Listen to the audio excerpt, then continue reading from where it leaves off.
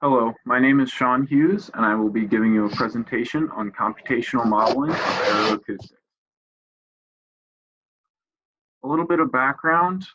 Following the United States FAA regulations in 1972, the ICAO, or the International Civil Aviation Organization, created standards of noise levels on aircraft.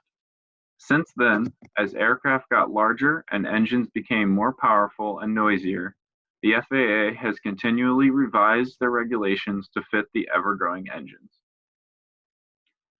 As of today, there are 5 stages of noise levels with regulations based on gross takeoff weight as to which stage an aircraft needs to be at or below. The figure here shows the requirements for aircraft to meet those standards. In the figure, you can see stages 2 through 5 and a few aircrafts that fit within those stages, most of them being within stage 4.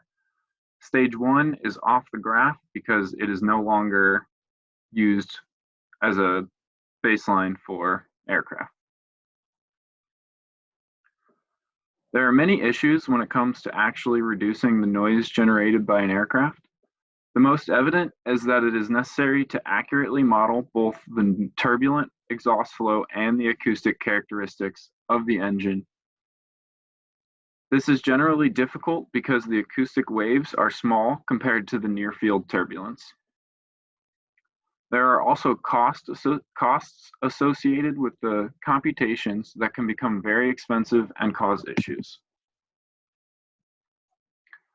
There are a few simulation methods that are used to capture the exhaust characteristics. The first group of methods are called direct numerical simulations, or DNS.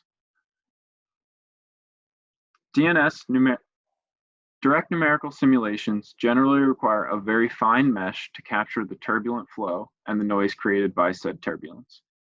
This means that it takes a lot of computational time and is expensive to simulate. An example of this is the Reynolds average Navier-Stokes method, which uses time-averaged versions of the equations of motion. While RANS is not the best method to use, it can be implemented in some more effective methods that we will discuss later. The second group of simulation methods are called hybrid methods. I will discuss each of the methods listed here: large eddy simulations, detached eddy simulations, and DNS with acoustic analogy in the coming slides. LES and DES, or large eddy simulations and detached eddy simulations.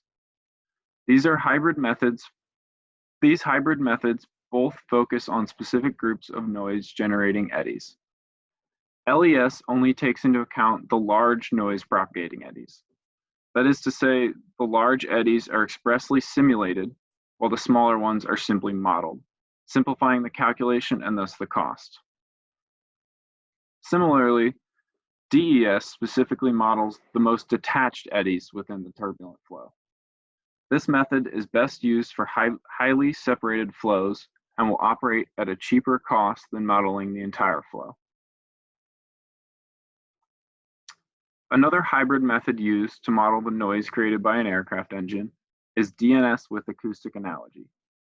This makes use of rearranging the conservation of mass and momentum equations, or an acoustic analogy.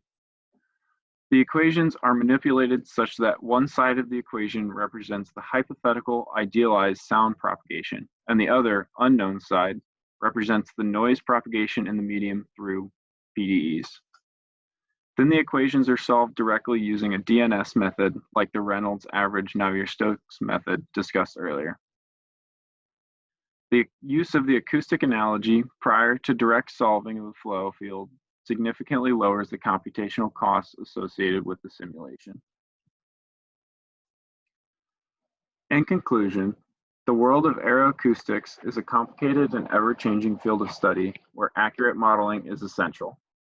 However, it is difficult to cheaply model the noise propagation of the aircraft engine using direct methods such as RANS.